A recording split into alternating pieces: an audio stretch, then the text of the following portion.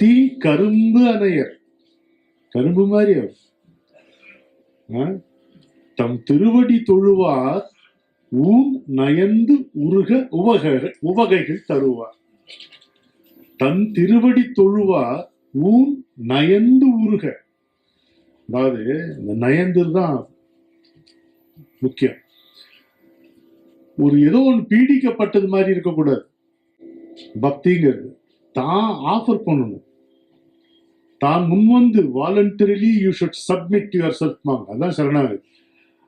அப்படி நான் உருகும் பொழுது எனக்கு உவகைகள் தருவார். உன்னை உருக்கி உள்ளொளி பெருக்கி.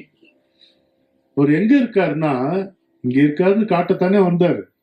உச்சி மேல் உரைபவர் அப்போ இங்கதான் இருக்கு, தலைக்கு மேலதான் இருக்கு. அப்படியா? ஆனா அவர் வருவாருங்க, வலம் வருவார். எதுல? ஒன்று அல்லாது ஊரார், ஒரே வாகனம் தான், அதுலதான் வருவார். ஒன்று ரிஷபம், அதுலதான் வருவார், வேற எதுலயும் வரமாட்டார். கடைசி வரைக்கும் டிஎம்எஸ் போட்ட வண்டியில தான் இருந்தார். எம்எஸ்சி போட்ட வண்டியில தான் இருந்தார். அது மாதிரி வேற வண்டி நான் கூட்டிட்டு போறேன்னு யார் கூட்டினாலும் வரமாட்டேன். ஒன்று அல்லாது ஊரார்.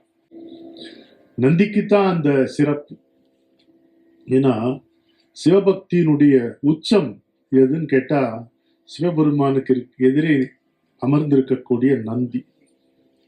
ஒரு கணம் கூட கண்ணிமைக்காமல் கண்கொட்டாமல் இறைவனை பார்த்தபடியே இருப்பது, அதுல கரைவது அல்ல பேரு. கண்கொட்டாமல் அவனை பார்த்து கொண்டே இருப்பதுதான் பேரு.